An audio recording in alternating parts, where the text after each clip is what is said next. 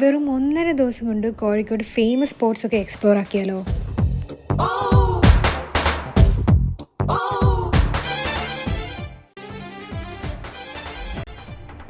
കോഴിക്കോട് ഞങ്ങൾ കറക്റ്റ് 1 മണിയായപ്പോൾ എത്തി.